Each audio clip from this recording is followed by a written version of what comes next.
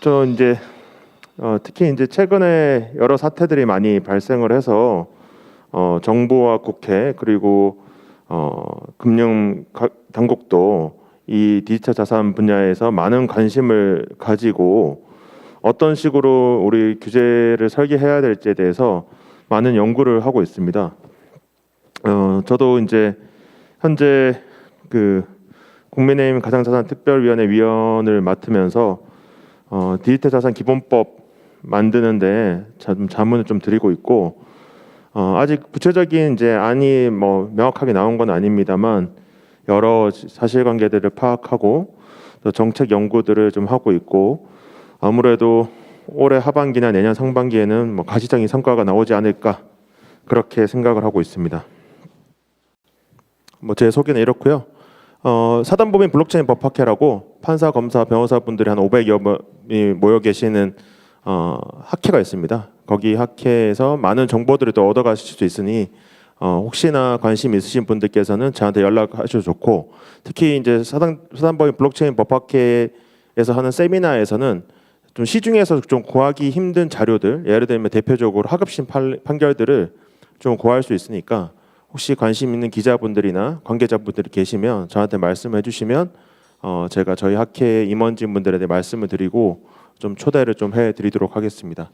그리고 변협에서도 IT 블록체인 특별위원회가 만들어져서 재작년에 Q&A 집 제가 발간한 작업에 참여를 했었고요.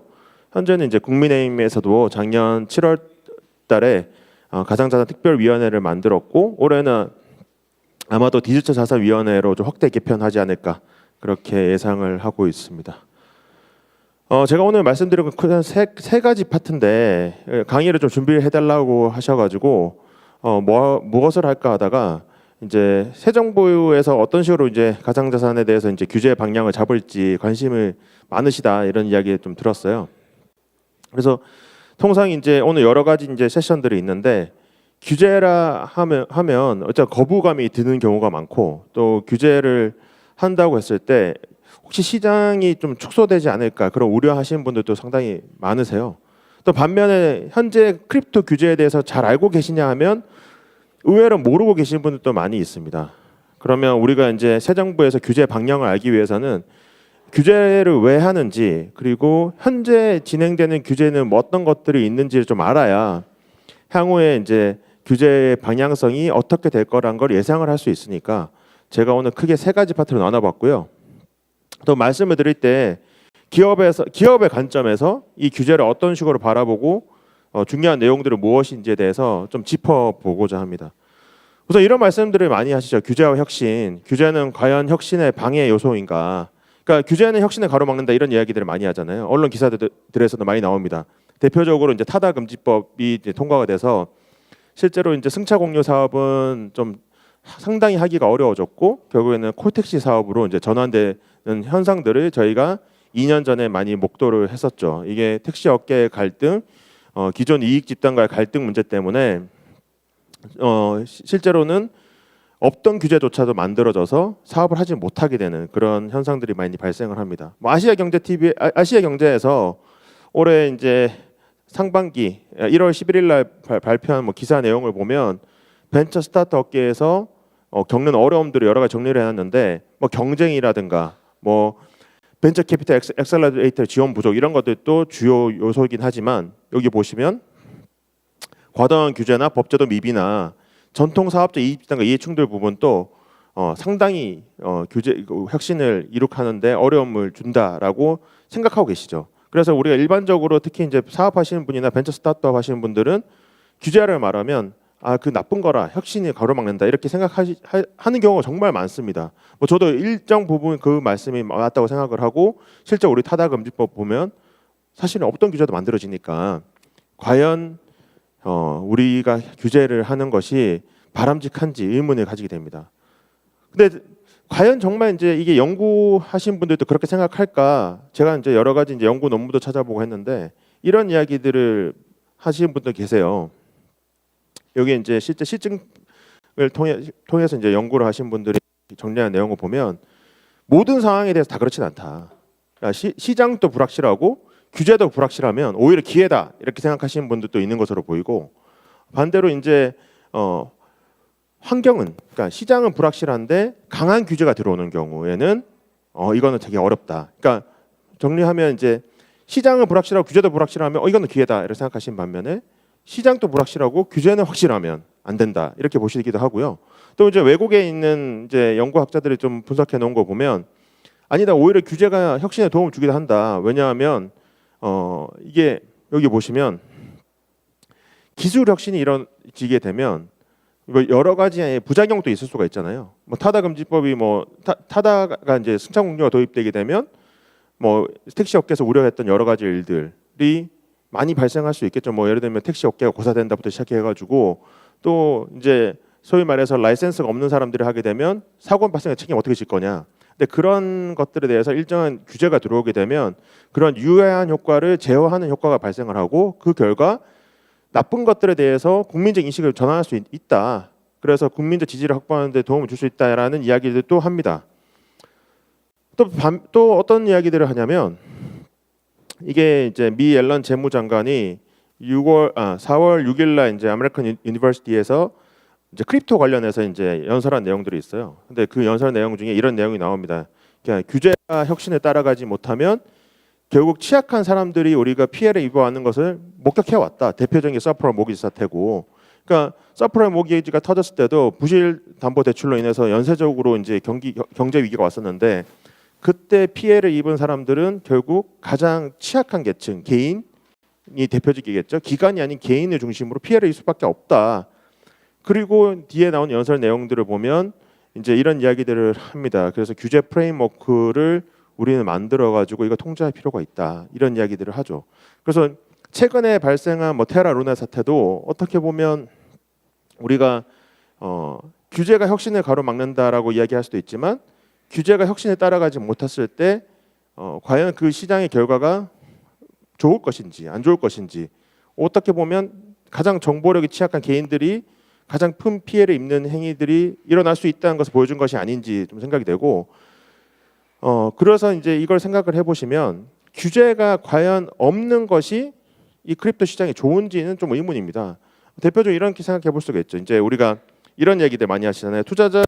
투자는 100% 본인 책임이다. 국가가 나서서 왜 그걸 보전해주고 국가가 나서서 여기에 왜 관여를 하느냐. 맞는 말씀이시죠. 국가가 피해본 사람들한테 일일이 다 보전해줄 수는 없겠죠. 그렇게 하면 모럴 해저드가 발생할 수 있으니까.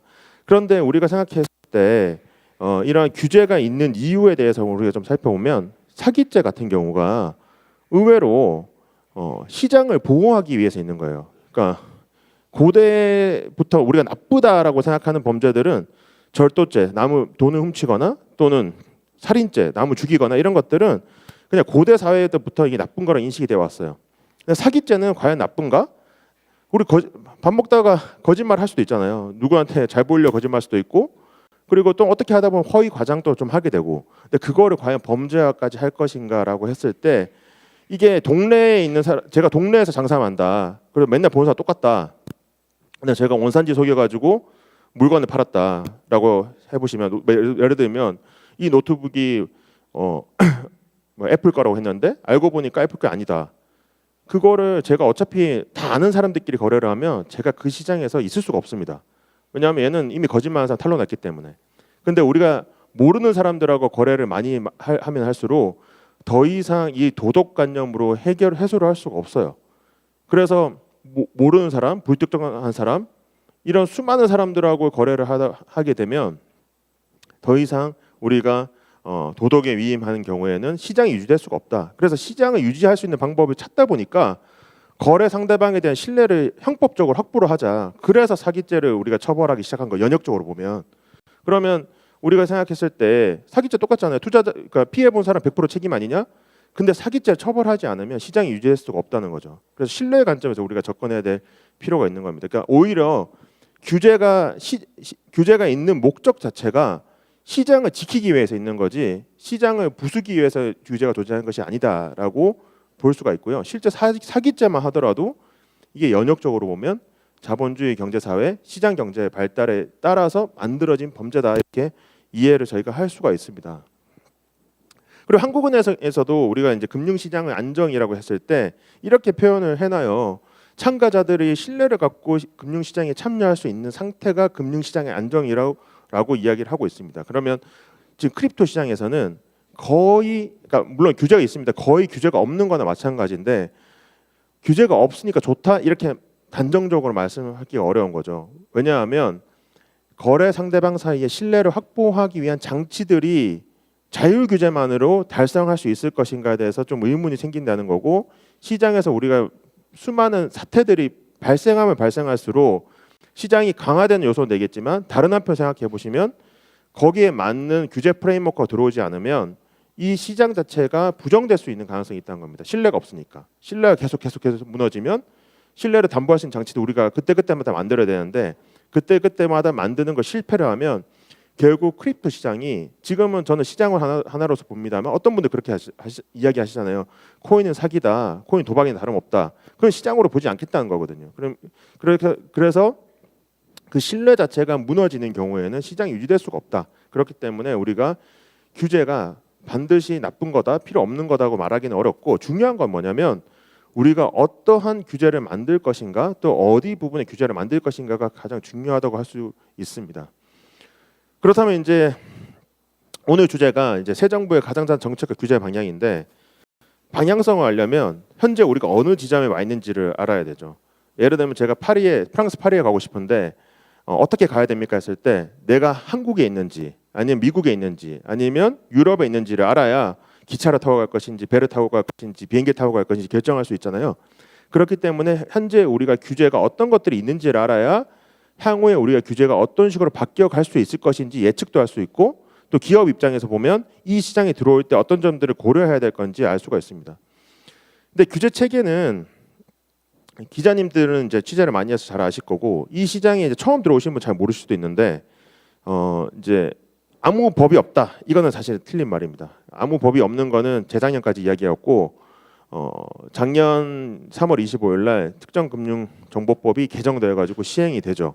그래서 소위 말하는 가상자산 사업자 신고제라는 것들이 들어왔고, 가상자산 사업자에 대해서 일정한 자금 세탁 방지 의무 내지 조치 의무들이 들어왔습니다. 지금. 그래서 현행 규제들이 있어요. 어떻게 보면 크게 보면 제가 아까 사기죄를 말씀드렸잖아요. 사기죄가 경제 범죄에 있어서의 최후의 보루 역할을 하는데, 그렇기 때문에 크립토 관련해서도 사기죄는 적용될 수가 있어요. 그리고 형법상. 그래서 우리가 적용될 수 있다고 보는 게 형법, 그리고 증권에 적용되는 자본시장법, 그리고 크립토 관련해서 새롭게 들어온 특정금융정보법 개정법, 이렇게 이제 볼 수가 있는데, 실질적으로는 우리가 형법이나 이제 자본시장법 문제는 뒤로 처치하고 크립토 관련해 가지고 딱 정확하게 타겟팅해서 들어오는 규제는 특정금융정보법이 유일한 지금 상황입니다. 근데 이게 그러면 이제 우리가 크립토가 제도화가 됐냐라고 했을 때 제도화가 됐다고 표현하진 않아요. 정부에서. 금융위원회에서 이제 내놓은 보도 자료를 보면 2020년 11월 3일입니다. 이 자료를 보면 특정금융정보법 개정한다고 해서 우리 제도화하는 것은 아니다. 단지 우리가 가상자산 사업자에 대해서 자금 세탁 방지 의무 등을 부과한 것이 불과하고, 이게 진입 규제를 만들거나 또는 영업 행위를 규제하거나 투자자 보호하기 위한 이런 제도화를 하는 것은 아니라고 이야기를 하죠. 그래서 이게 지금 조금 애매한 상태인데, 이게 왜 그러냐면 특정금융정보법이라는 게 사실 좀 생소하시잖아요. 그러니까 그 주식 같은 경우는 자본시장법이라는 게 존재를 하고, 그러니까 주식은 자본시장이니까 당연히 자본시장을 규율하는 자본시장법이 있는 것이고, 부동산 관련해서는 수많은 부동산 관련 거래 관련 법률이 있습니다. 근데 그 크립토라면 크립토 관련 법률이 있어야 될 것 같은데 왠지 특정금융정보법이라는 게 있는 거죠. 근데 이 특정금융정보법은 그 입법 취지가 자금 세탁이나 이제 그런 불법 자금 유통을 막는 거거든요. 뭐 테러 자금, 뭐 이런 게 대표적이죠. 마약 자금, 이런 것들을 방지하기 위해서 금융기관들한테 고객을 확인하라, 이런 의무들을 부과하는 법입니다. 근데 제가 말씀드렸잖아요. 규제 프레임워크가 지금 크립토한테 적용되는 것이 특정금융정보법이다. 그러면 우리가 할 수 있는 거는 자금 세탁 방지를 위한 조치밖에 사실상 없다고 보셔야 되는 거예요. 기본적으로. 그러니까 이게 도입된 연역을 보면 FATF라고 국제자금세탁방지기구에서 그냥 공고를 하는데, 크립토에 대해서도 크립토가 이제 뭐 테러 자금이나 마약 자금이라든가 이런데 유통 많이 되는 것 같다. 그래서 각 국가별로 이런 좀 막을 수 있는 장치들이 필요하지 않겠어라고 권고를 하고 그 권고에 따라서 만들어낸 게 특정금융정보법입니다. 근데 좀 기형적인 법률이긴 해요. 제가 뒤에 살펴드리겠지만 어쨌든 지금 우리 규제의 프레임워크는 영업 행위를 규제하거나 투자자 보호를 위한 규제가 사실상 아니에요. 그러다 보니까 뭐 이제 여러 가지 사태가 발생하거나 투자의 피해가 발생했을 때 정부가 직접적으로 개입하는 게 상당히 어려움이 있습니다. 근데 제가 말씀드리잖아요. 정부 개입하는 게 어렵다는 게 그럼 시장이 좋냐라고 했을 때 시장에서 자율적으로 신뢰가 확보되면 좋겠지만 신뢰가 확보되지 않고 신뢰가 자꾸 무너지는 그 사태들이 발생하다 보면 시장에 신뢰한 사람 적어지는 거고 시장 참여자가 적어질 수밖에 없는 거죠.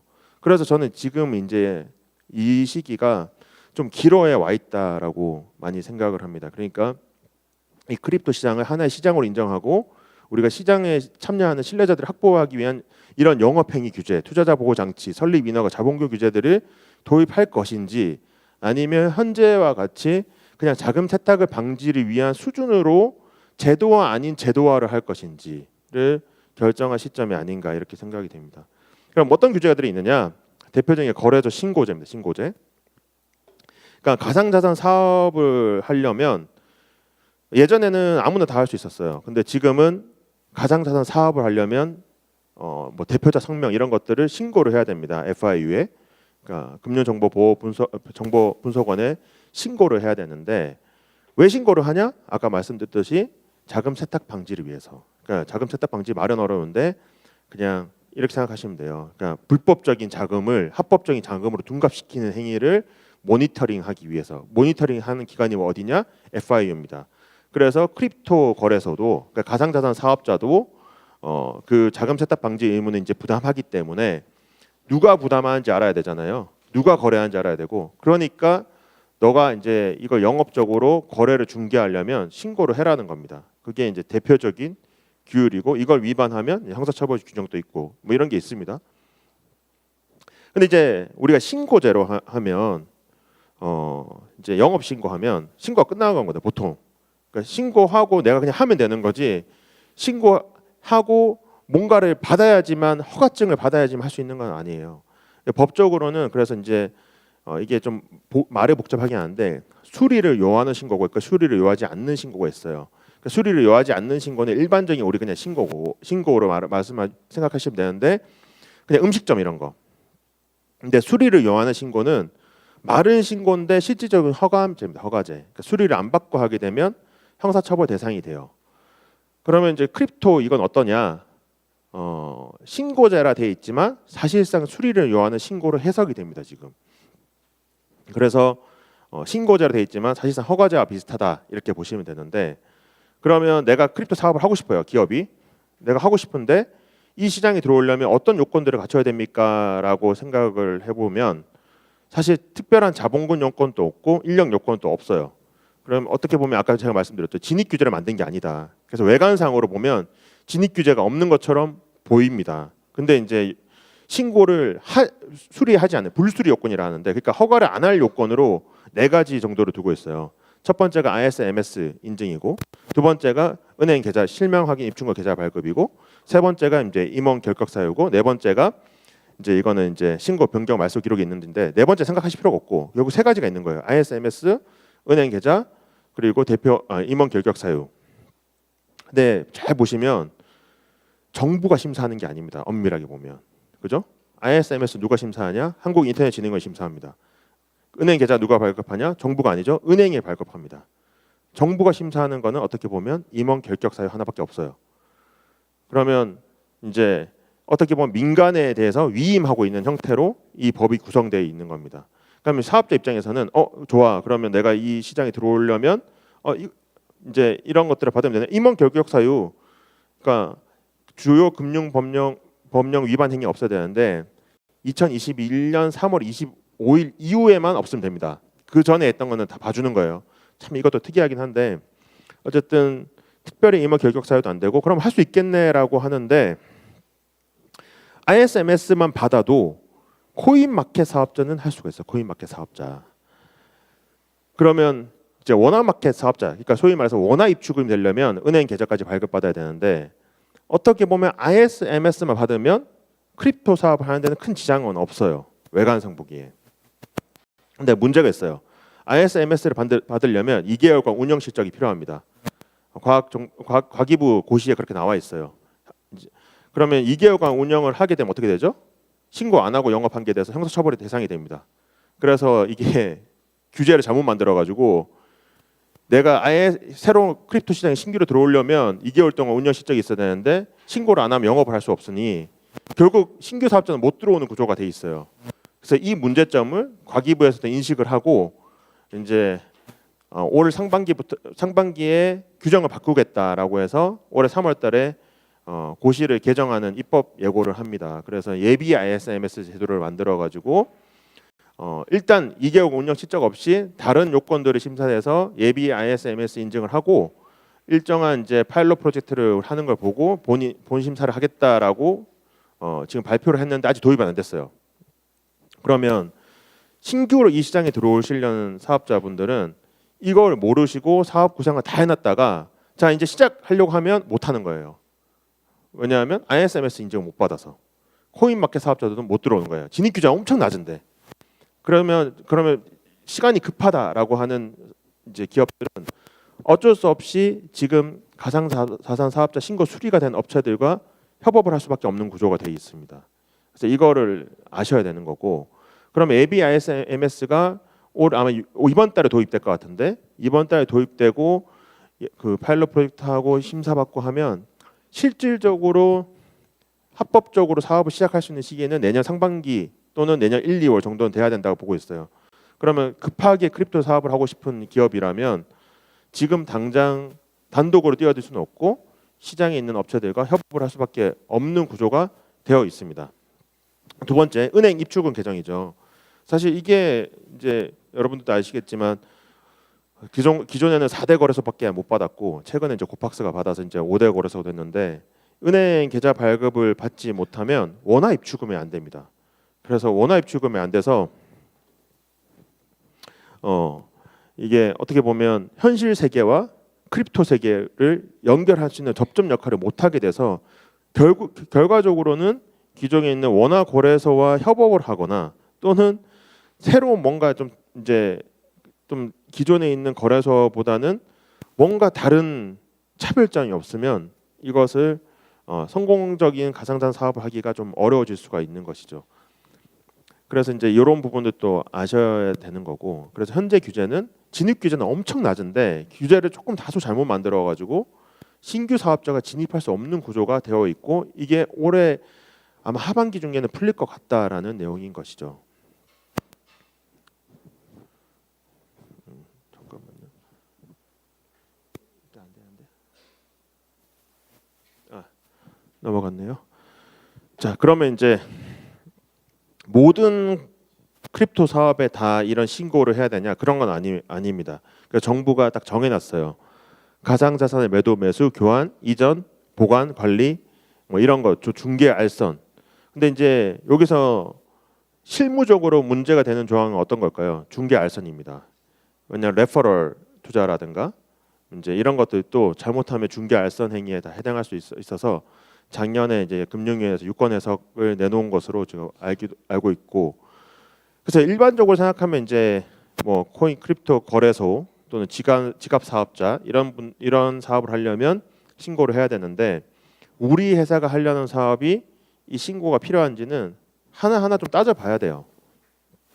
왜냐하면 이렇게 적어놨어요. 이제 정부에서도 단순히 P2P 거래 플랫폼이나 지갑 서비스 플랫폼만 제공하거나 하드웨어 지갑만 제공한 경우에는 해당하지 않는다라고 되어 있고 또 이제 이렇게 나눠놨어요. 여기 제가 체크를 해놨는데 단순히 매수 매도 제한을 개시할 수 있는 장만 제공하는 경우 실제 그 사이트나 그 플랫폼에서는 거래가 이루어지진 않고 그냥 정보만 오고 가는 거 정보 지금 가격이 얼마다 또는 뭐 김치 프리미엄이 얼마다 뭐 이런 것들은 해당하지 않는다는 거죠. 그리고 밑에 있는 보면 이제 암호키 같은 거 저장하는 프로그램만 제공하고 실제 우리가 그 이전이나 그런 거에 관여하지 않는 경우에는 해당하지 않는다라고 정부에서 보고 있고, 또 콜드 월렛, 하드웨어 지갑 서비스 제공자 이런 사업자들은 신고 대상이 포함되지 않는다라고 보고 있어요. 그래서 만약에 이제 현재 기업 중에 이제 이 시장에 들어오려는 분들이 있다면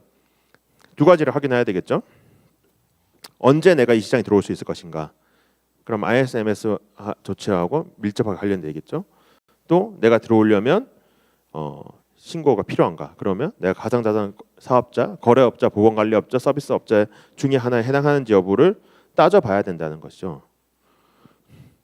그러면 이제 이 시장에 들어왔다라고 했을 때는 어떠한 규제를 적용받느냐? 크게 보면 이렇게 돼 있습니다. 고객 확인 의무. 이건 자금 세탁을 방지하기 위해서 고객이 누군지를 알아야 되는 거죠. 내 거래소를 이용하는 고객의 정보를 너가 취득해라는 거고, 고객의 예치금과 거래소 자금을 분리해라. 뭐 너무 당연한 거겠죠. 그리고 다크코인, 전송 기록을 줄 수 없는 거, 그런 코인은 취급이 금지됩니다. 유일한 상장 및 상장 폐지 관련 조항이 이거예요. 다크코인 취급 금지. 다른 코인 상장에 대해서는 법령상 정하고 있는 게 전혀 없습니다. 그래서 거래소 자율에 지금 맡겨져 있고요. 이제 미신고 거래소 거래 금지. 그러니까 신고 수리된 거래소 사이에서 전송하는 것은 오케이인데 신고 수리된 거래소와의 거래를 하는 것은 하지 말라는 내용이 들어가 있고요. 시행령이 개정돼 가지고 내부 통제 기준 마련 조항이 지금 하나 들어와 있습니다. 여기. 그래서 거래소가 직접 코인 발행하는 건 안 되고, 거래소 임직원이 코인 거래하는 건 안 되고, 거래소가 거래 당사자로 그 거래소에 참여하는 것이 지금 제한됩니다. 이런 내부 통제 기준을 만들어라고 시행령이 규정하고 있습니다. 다만 형사처벌 조항은 없고요. 그리고 트래블 조항도 있고, 이런 조치들은 지금 취해야 된다. 근데 여기 자세히 살펴보시면 그나마 이해상충과 관련된 게 저 내부 통제 기준을 마련하라는 것밖에 없고, 나머지 투자자 보호를 위한 장치는 사실상 없다고 볼 수 있어요. 뭐 해킹이 발생하거나 금융사고 비슷한 사고가 발생했을 때 거래소가 어떻게 책임져야 된다든지, 뭐 입증 책임 전환된다든지, 보험에 가입해야 된다든지 그런 것들은 없고, 또 그걸 위해서 충분한 자본력을 확보하라면 이런 내용들은 전혀 없는 상황입니다. 바로 이 지점 때문에 지금 국회나 정부에서도 크립토 이 사업에 대해서 우리가 규제를 마련해야 되는 것이 아니냐라고 해서 국회에 발의된 법안이 엄청나게 많습니다. 그래서 지금은 어쩔 수가 없어요. 특정금융정보법이 고객의 자산을 보호하기 위한 거라든가 투자자 보호를 하기 위하다든가 또는 크립토 시장을 건전하게 하기 위한 목적으로 만들어진 게 아니기 때문에 이게 법상 한계입니다. 한계. 그래서 우리가 정부 탓을 하더라도 정부가 나설 수 있는 방법이 입법의 개정, 그러니까 법령의 개정 없이는 지금 현재로서는 조금 어려운 상황이라고 볼 수가 있는 것이죠. 이제 가상자산 발행에 대해서, 이제 거래소에 대해서 제가 이제 현재 규제는 이렇다 말씀을 드렸고, 가상자산 발행에 대해서는 여러 가지 오해들이 엄청나게 많습니다. 일단 ICO 전면 금지된다라고 많이 이야기들을 하고 다니시기 때문에 코인 발행이 금지되는 것처럼 한국에서 이제 논의가 되고 있지만, 사실 증권형 코인을 제외하면 코인 발행이 금지되어 있지 않습니다. 법상으로는. 그러니까 증권형이면 자본시장법이 적용될 수 있는데, 자본시장법이 적용될 수 있다는 말은 금지되는 건 아니고 자본시장법상의 여러 가지 제한 규정에 적용을 받는다는 거죠. 예를 들면 우리가 증권을 공모하려면, 불특정 다수한테 공모를 하려면 증거 신고서를 제출해야 되고 투자 설명서를 비치해야 되고 뭐 이런 제한 조치들이 있고요. 또 증권을 거래하려면 거래소 인가를 받아야 됩니다. 뭐 이런 제한 규정들이 들어온다라고 볼 수 있는 거고. 근데 지금까지는 이제 자본시장법 상에 여러 가지 증권들이 있어요. 채무증권도 있고 지분증권도 있고 증권 종류가 여러 가지 많은데, 이게 크립토가 과연 증권에 해당하는지에 대해서 미국에서는 이미 SEC가 증권법을 적용해가지고 증권에 해당하면 관련 규정들 적용하고 있습니다. 근데 한국에서는 적용된 사례가 지금까지 현재 순간까지도 없어요. 다만 최근에 이제 그 스테이블 코인, 그 위믹스에 대해서 증권에 해당한다고 누가 신고를 한 걸로 이제 저도 기사를 확인했는데, 그 연역을 좀 따져보면 뮤직하우 사태가 좀 있습니다. 뮤직하우에서 처음으로 투자계약 증권성에 대해서 판단이 되었거든요. 그래서 우리가 이제 사문화되어 있다고 보든 이론상으로 존재한다고 보든 투자 계약 증권의 적용 가능성이 열렸습니다. 뮤직하우를 통해서. 근데 한 가지 더 말씀드리면 크립토에 대해서 그러면 투자 계약 증권상 판단한 사례가 없냐? 있습니다. 있어. 왜 2021년도에 하급심에서 거래소 코인에 대해서 투자 계약 증권이 아니라라고 판결한 사례가 하나 있습니다. 이제 그 뭐 이유는 이제 거래소 코인이라는 게 이게 실제로는 배당을 위해서 사는 게 아니라 뭐 시세 차익을 목적 위해 사기 때문에 뭐 투자계약 증권을 볼 수 없다라고 판시가 돼서 투자계약 증권성이 부정된 사례가 하나 있는데 그때는 투자계약 증권에 대해서 사실 하급심이면 판사 혼자서 그걸 판단하기가 상당히 좀 어려웠을 거라 생각이 들어요. 그래서 대법원 판결도 아니기 때문에 이제 참고는 할 수 있겠지만 이제 뮤직하우 사례를 통해 가지고 향후에는 투자계약 증권에 대한 판단이 될 수도 있다 이렇게 좀 보이긴 합니다. 그래서 증권형 코인에 대해서는 법령 개정 없이도 자본시장법을 사실 적용할 가능성은 여전히 존재하고 그 가능성이 높아진 상태다 이렇게 볼 수 있는 거고요. 비증권형에 대해서는 2017년 9월 29일 날 ICO 전면 금지 조치를 정부에서 발표를 합니다. 근데 이제 그 내용을 보면 유사시행 규제법을 개정해 가지고 이제 이걸 막겠다라는 취지였어요. 근데 유사시행 규제법 인터넷 한번 쳐보시면 그 이후에 크립토 관련해서 개정된 내용이 전혀 없습니다. 그래서 제가 뭐 여러 군데 국회에도 말씀드리고 뭐 컬럼도 최근에 쓰긴 했는데 이번 테라 루나 사태에서도 유사시행 규제법을 적용할 수가 없어요. 왜냐하면 유사시행 규제법은 금전에 대해서만 적용되는 건데 금전은 우리나라에서 유통되는 통화를 이야기한 거거든요.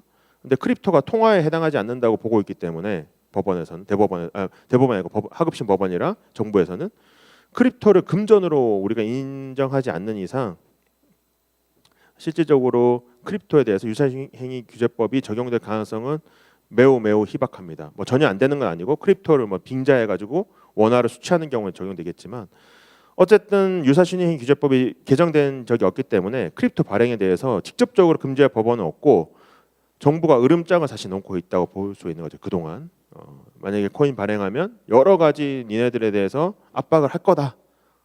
그래서 어떻게 했냐? K코인이를 많이 쓰시잖아요. 기사에도 많이 쓰실 거고 크립토 업계에도 많이 쓰는데 K코인 저는 이런 이야기 하죠. 검은머리 외국인들이 만든 코인이다. 실제로 K코인들 다 본사는 해외에 있는 경우가 많고 한국인이 그냥 프로젝트에 참여했다는 것뿐인 거지 한국에서 한국 기업이 만든 코인이다 이렇게 말하기 상당히 어려운 거죠. 그 이유가 정부가 으름장을 놔서 다 뭐 싱가포르나 뭐 케이만이나 이런 데 나가 가지고 법인 하나 이제 설립해 가지고 그 법인이 이제 크립토를 발행하고 한국 기업은 기술 관련 기업으로 용역 거래나 기술 거래 이런 것들을 수주받는 형태로 크립토를 많이 발행했기 때문에 K코인이라는 거는 사실 한국에서 크립토 발행을 금지하는 명확한 법령이 없음에도 불구하고 정부가 무서워서 해외에 나가서 발행하는 형태를 많이 띄워왔다라고 이해를 할 수가 있죠. 그래서 이제 이걸 왜 말씀드리냐면 뒤에 가서 뭐 IEO를 허용하겠다, ICO를 허용하겠다 이런 이야기들이 있잖아요. 그게 지금까지는 어떻게 보면 명시적으로 법령은 없지만 사실상 금지된 것 비슷한 형태였기 때문에 이것도 아니고 저것도 아니었어요.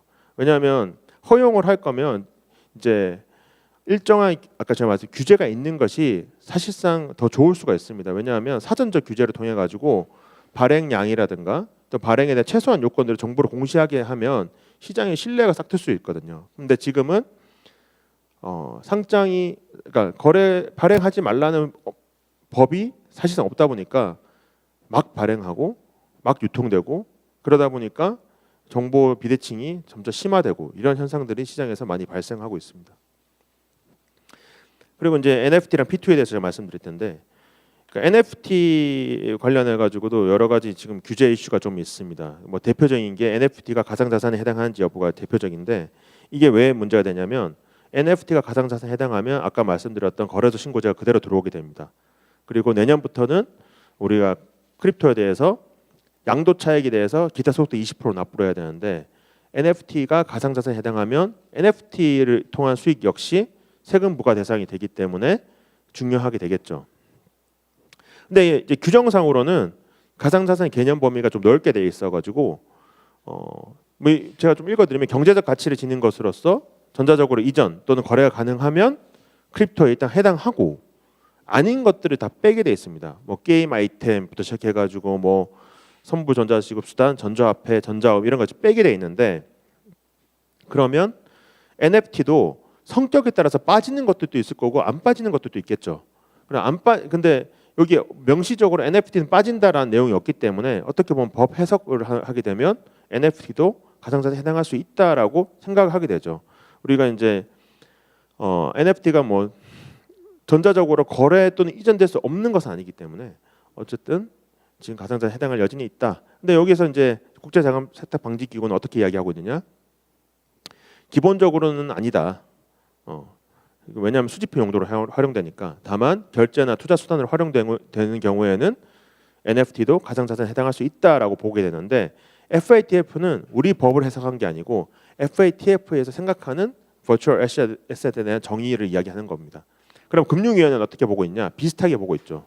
원칙적으로는 아닌데 예외는 해당할 수 있어라고 이야기하고 있는 거고 한국금융연구원에서 그나마 제일 자세하게 분석을 해놨는데 뭐 게임 아이템이나 뭐 이제 증권형 NFT, 결제 수단형 NFT 이런 것들은 기본적으로 해당할 가능성이 높고 NFT 아트나 아니면 실물형 NFT 같은 경우는 해당 가능성이 낮다 이렇게 평가를 하고 있습니다. 근데 이제 지금 이제 이런 해석론이 나오고 있고 결론은 안 나왔는데 FAT의 해석론이나 금융위원회 발표 이런 것들을 보면 실제로 그냥 우리가 수집하기 위해서 그냥 NFT를 기념품으로 준다라고 했을 때 그때는 가상자산에 해당한다고 판단이 될 가능성이 좀 낮을 것 같고 그게 아니라 이제 실제로는 투자가 활발하게 이루어지고 결제 수단이 활용되거나 또는 그걸 가지고 있으면 뭔가 혜택을 주거나 이런 것들이 부여가 되면 가상자산에 해당할 수도 있고 경우에 따라서 증권으로 해당할 수도 있고 그런 가능성들이 있습니다. 그래서 만약에 NFT 사업을 우리가 하겠다라고 했을 때 이러한 지금 규제에 걸릴 수가 있는지를 체크해 보는 게 필요하겠죠. 뭐 증권도 마찬가지고 NFT 증권에 해당할 수도 있으니까. 그러니까 아까 제가 말씀드렸던 이야기들이 현재도 논의가 되고 있습니다. 뭐 한국금융연구원에서도 증권형 NFT는 증권에 해당할 수 있는 거 아니냐? 금융위원회에서도 올해부터 이제 증선위를 통해 가지고 적극적으로 해석해 보겠다. 나온 게 뮤직하우죠. 그러면 NFT에 대해서도 새로운 해석론이 나올 수 있는 가능성이 저는 열려 있다라고 생각이 됩니다. 그리고 이제 NFT를 기본적으로 하려고 할 때 이제 우리가 규제라고 하면 특근법만 생각하기 쉬운데 기존에 아까 제가 말씀드린 형법이나 자본시장법이 있잖아요. 이런 것들도 적용될 수 있고 NFT에 관련해서는 저작권법이 적용될 가능성이 매우 높습니다. 이게 왜 그러냐면 소유권하고 저작권은 다른 거예요. 그러니까 제가 책을 제가 저수를 해가지고 여기 있는 뭐 기자님한테 판다고 생각해 보시면 책에 대한 소유권은 저한테서 기자님한테 넘어가는데 책의 표현에 대한 저작권은 그대로 저한테 머물러 있습니다. 그래서 우리가 쉽게 생각하면 유형물에 대해서는 소유권이라는 걸 인정해가지고 권리를 보호하고 표현이라는 거, 그러니까 무형물에 대해서는 우리가 저작권이라는 걸 인정해가지고 권리를 보호합니다. 왜? 소유권은 배타적으로 이 내 거라고 할 수 있는 거죠. 책은 내 거다, 건드리지 마. 근데 표현은 건드리지 마라고 할 수 있을까요? 건드리지 마라고 하기에는 잡히지 않는 거 손에. 그래서 일종의 사용권 같은 거를 인정하는 겁니다. 그게 저작권이라고 보시면 돼요. 근데 NFT가 왜 문제되냐? 자, 오픈시에서 제가 만약에 오늘 발표 자료를 민팅한다고 생각해 보시면 부득이하게 복제를 하게 된다. 복제. 올리는 과정에서. 이게 그럼 복제가 저작권 위반인가? 네, 위반에 해당합니다. 무단으로 복제하는 행위가 복제권 침해예요. 그래서 민팅하는 과정에 부득이하게 저작권을 침해할 수 있는 행위를 제가 하게 됩니다. 자, 그럼 오프라인에 있는 제가 만약에 이제 책을 스캔해가지고 민팅한다 생각하면 어떻게 될까요? 스캔하는 것 자체가 저작권법 위반에 해당할 수 있습니다. 그러니까 기존에 있는 이제 현실에 존재하는 여러 가지 것들을 디지털화하는 게 그게 복제권의 침해에 해당할 수 있기 때문에 그래서 NFT 같은 경우는 저작권법하고 친하지가 않은 거죠. 왜?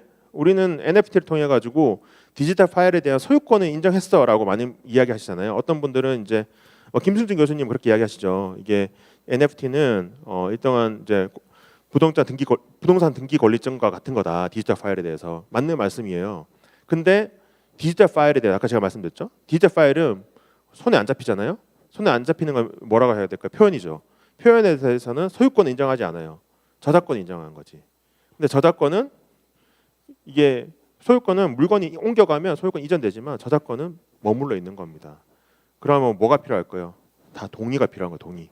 저작권자의 동의가 없으면 NFT를 민팅하거나 NFT를 뭐 활용하는 것들은 저작권 위반에 해당할 가능성이 높기 때문에 바로 이 지점 우리가 어떤 식으로 해결해야 될 것인지 과제가 남아 있는 거죠. 그리고 P2E는 좀 간략하게 말씀드리면 여러 이제 사안들이 있습니다. 저도 기사 보고 정리했는데 뭐 인피니티 스타, 파이브 스타즈, 보클레이튼, 뭐 무도 삼국지, 미르포까지 여러 가지 이제 지금 각종 이슈가 되고 있는데 이게 왜 이슈가 되는지는 그 게임 산업법을 들여다보면 되는데 사행성이 문제인 거예요. 사행성. 우연한 방법으로 결과가 결정되느냐, 그 결과에 따라서 돈이 오고 가느냐, 그게 오고 가면 기본적으로 사행성이 있다고 보게 되는 겁니다. 그래서 사행성 있는 게임물을 만들어서도 안 되고 사행 행위를 게임물을 통해서 사행 행위를 조정해서도 안 되는다고 되어 있고, 만약에 어떤 게임이 이제 이 사행성을 조장하게 되면 등급 분류 취소 결정을 할 수 있어요. 그러니까 우리가 구글의 게임들이 많이 유통이 되는데 정부가 일일이 다 심사하고 올리는 게 아니라 구글에 자체적으로 올려놓고 정부가 필요한 다음에 스크리닝한 다음에 등급 분류 취소 결정을 하면 더 이상 그 구글 게임에 올라가지 못하는 그런 형태가 되어 있는데, 어쨌든 사행 행위에 해당하면 정부가 스탑시킬 수 있다라고 되어 있습니다.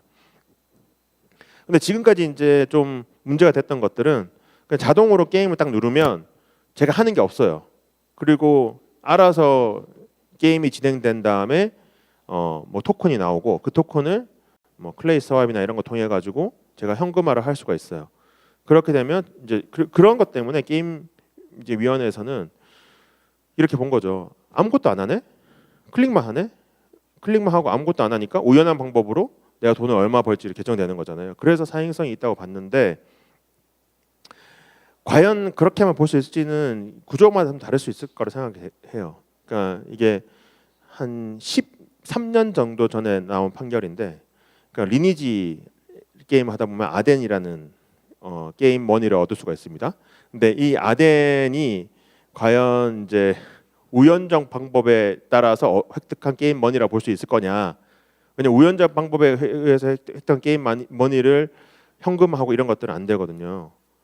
근데 우리 법원은 부정을 했습니다.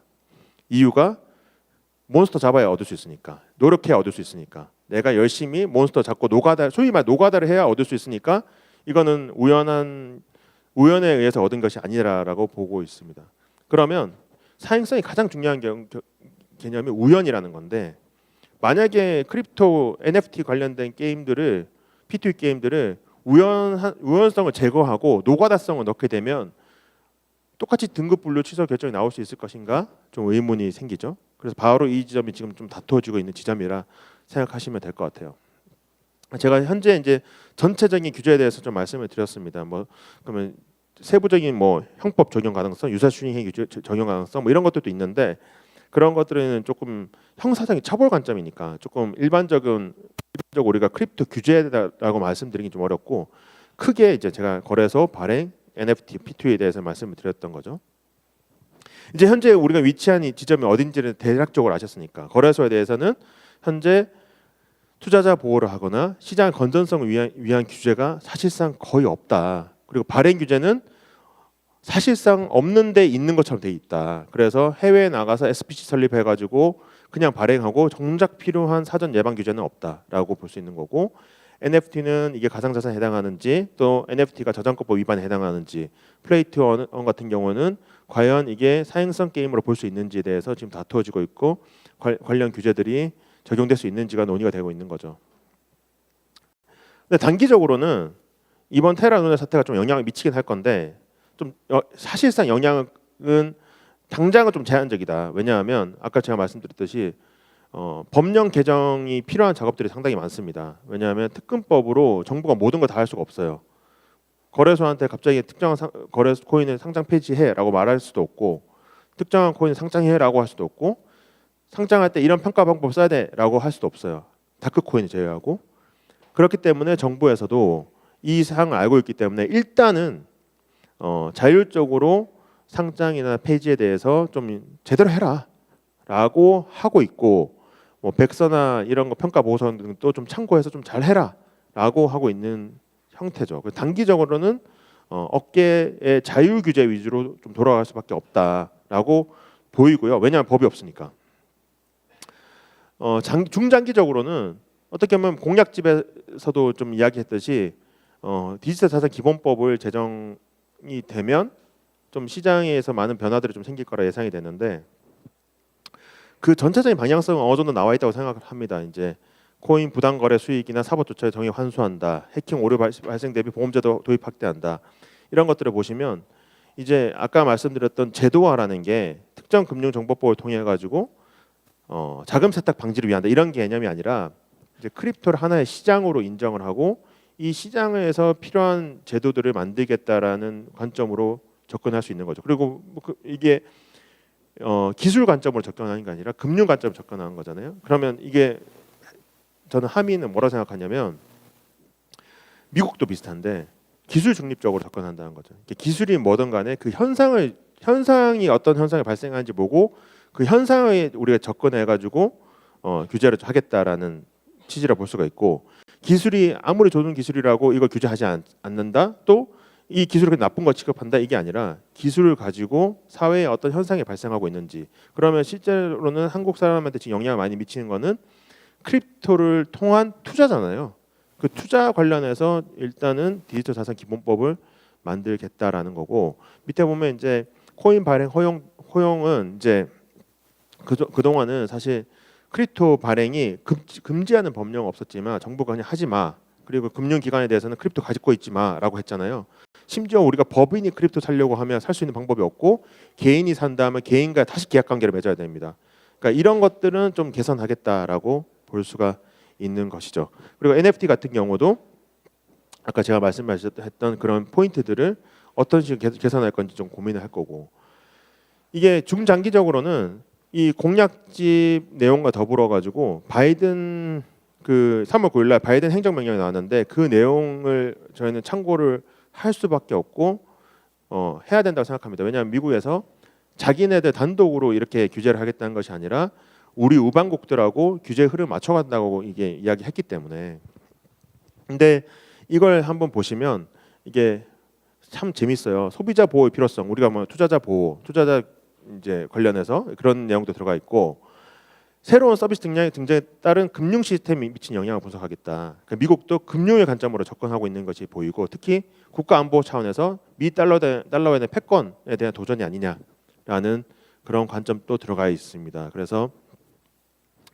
딴 거는 뭐 어떻게 본다 하시더라도 이 가상자산 관련해서 디지털 자산 관련해 가지고 이점은 있는데 그 리스크가 금융과 미국 안보에 미칠 영향에 대해서 우리는 분석하고 보고서를 쓸 거다라고 돼 있고 그 방향성은 책임 있는 혁신이다. 결국은 그러니까 책임을 강조하겠다라는 내용들이 바이든 행정명령에 들어가 있습니다.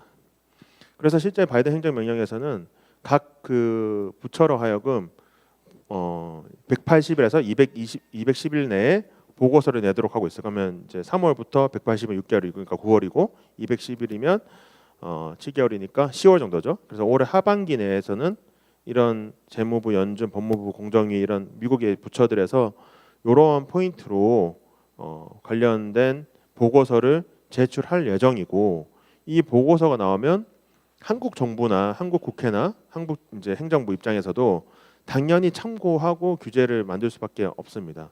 그래서 그 방향성은 결국에는 제가 처음에 말씀드렸던 것처럼 오늘 시간 짧아 다 말씀드릴 수는 없지만 밑에 있는 설립 인허가, 자본규제, 영업행위 규제, 투자자 보호 등이 제도화를 항상 이야기한 거거든요. 이러한 방향으로 갈 가능성이 저는 높다라고 생각이 됩니다. 다만 이제 그 과정 그게 이제 우리가 졸속으로 규제를 만들거나 졸속으로 법안을 만들 수 없기 때문에 지금 현재 제가 말씀드렸던 이런 규제 현황을 충분히 이제 한국적인 규제 현황을 숙고를 숙지를 하고 또 미국에 있는 바이든 행정명령에 따른 보고서 내용들을 우리가 참고를 한 다음에 규제의 방향성을 잡지 않을까 이렇게 예측을 하고 있습니다. 네, 여기까지 하겠고요. 혹시나 추가적인 사항이나 궁금한 사항이 있으면 저한테 이제 개인적으로 이메일 주셔도 좋고 또는 여기 주관 기관에 연락해 주셔도 좋습니다. 네, 여기까지 하겠습니다. 감사합니다.